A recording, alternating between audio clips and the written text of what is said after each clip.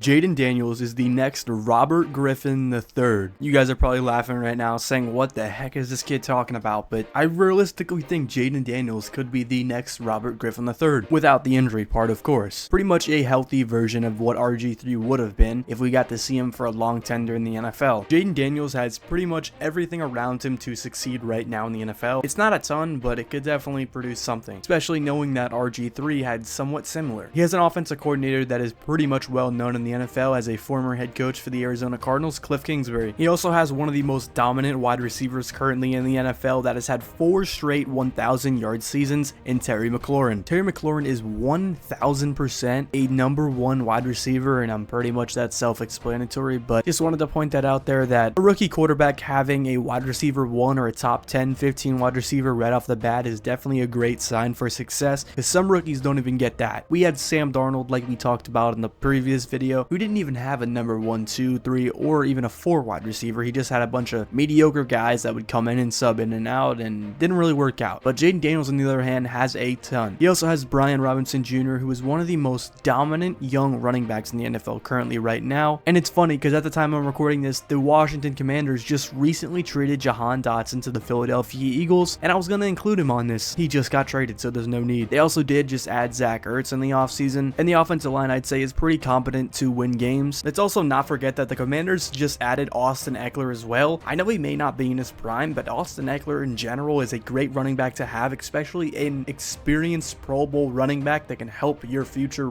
back, and Brian Robinson basically. Like I said, Austin Eckler may not be all the way up there right now, may not be in his prime, but he's still a great back to have some production from, at least, especially on third down in the receiving game. Austin Eckler in general is a great receiving back, and I think he still has a little bit left in the tank to help the Commanders make a push for the playoffs this year, and it could very much well happen. Let's also not forget the Commanders just drafted brother of Christian McCaffrey, Luke McCaffrey, with the 100th overall pick in this past draft. Now that Jahan Dotson's gone, Luke McCaffrey is going to get pretty much all the touches at the wide receiver 2 spot unless they sign or trade for someone before week 1, which I wouldn't see as a bad thing. And overall, in this offseason and training camp and preseason, basically all of it bunched up, Jayden Daniels has looked pretty good, I'd say. In his first ever preseason game versus the Jets in week 1 of the preseason, Jayden Daniels went 2 for 3 for 45 yards with no touchdowns or interceptions. But on the rushing game, he rushed for 1 touchdown on 1 attempt and 3 yards, and we only saw him for about 1 drive, but still, and seeing that he's able to go down the field on the Jets starting defense, pretty much everyone other than Sauce Gardner, is definitely a great sign to see, as we see the connection on this deep ball was absolutely phenomenal. The Commanders are a heavily underrated team, and I could definitely see them making the playoffs this year, just depending on the play of Jayden Daniels. Now, the comparison to Robert Griffin III is all there. It's literally all there. When you think of Robert Griffin III, you probably think of mostly speed, acceleration, and agility, and when you see Jayden Daniels, that's what you should think of. Jayden Daniels is one of the most mobile quarterbacks in the NFL right now. I know he's a rookie, but still, just to say, he's a pretty fast guy to get a ball to at quarterback. I feel like Jayden Daniels can escape any pressured situation. Yes, there's going to be times where he can't escape and he's going to get sacked, but I just mean the wides of him dropping back, and if he sees 2 DNs crashing him from his backside, he can definitely step up and escape into the pocket, and Jayden Daniels is looking really good so far.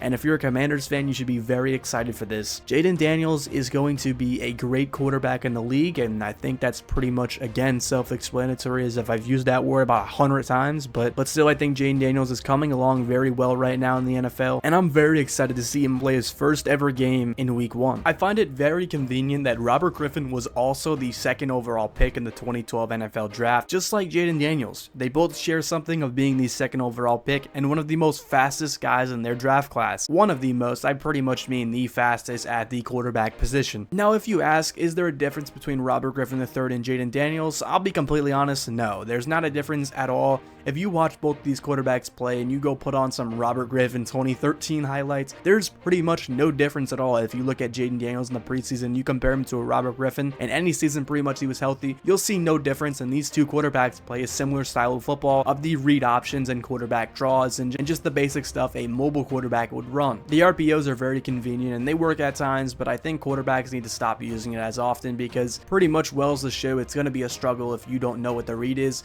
as Zach Wilson does not know how to run RPOs, but that's not Jayden Daniels. One of the most important things for Jayden Daniels' rookie season is he has to be patient. Most rookie quarterbacks are impatient, and that's what gets them in a lot of trouble. They try to push things that shouldn't be pushed, especially deep balls down the field when you're getting 5 guys pushed into you. You should definitely not test that ball and just, kind of rely on yourself and the speed. But Jayden Daniels is probably one of the only quarterbacks in the NFL, if we do get to see him play a little bit, that will be able to do that. But I want to know what you guys think of this. Do you guys think Jayden Daniels and the RG3 comparisons are right, or do you think they're just completely off the table for right now? I just want to hear what you guys think about it, honestly, because me personally, I really think Jayden Daniels could be the next RG3, just a healthy version, and I hope him the best success in his NFL career and he doesn't get hurt at all. But if you guys did enjoy, make sure to hit that like button, subscribe, and turn those post notifications on so you never miss another video from the GOAT Who Days himself. And until next time, it's Tyler signing off. See ya.